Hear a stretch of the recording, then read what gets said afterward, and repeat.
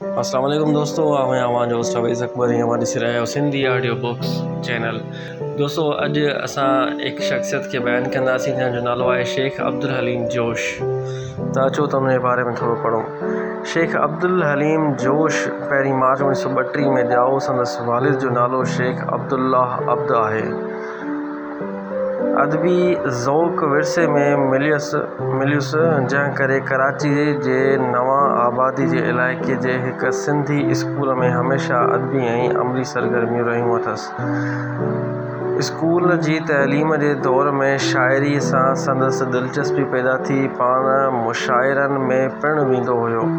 1947 में मीरपुर ख़ासि पढ़ण खां पोइ 1948 में कराची मोटी आयो ऐं संदसि मुस्लिम साइंस कॉलेज में दाख़िला वरिताईं।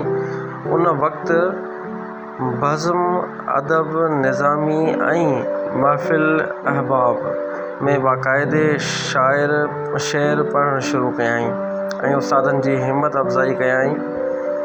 अफ़ज़ाई सां संदसि तबियत शाइरीअ ॾांहुं पूरी तरह रुजू थी, जंहिं करे पाण साइंस छॾे आर्ट्स पढ़णु शुरू कयाईं। शाइरी जी इस्लाह पंहिंजे वालिद खां वरिताईं। जोश बुनियादी तौरु ग़ज़ल जो शाइरु आहे, पर संदसि फ़न में क़लंदर उन बेबाकी नज़र अचे थी। संदसि बयान जे सलासत ऐं ख़याल जी जिद्दत नज़र अचे थी। पाण कुझु वक़्तु महकमा इत्तलात कराची में असिस्टेंट डायरेक्टर जे तौरु कमु करे चुको आहे। दोस्तों वॾी महिरबानी तव्हांजो। वरी ॿी कंहिं शख़्सियत जे बारे में अव्हांखे ॼाण ॾिबी। इजाज़त ॾींदा। अस्सलामु अलैकुम।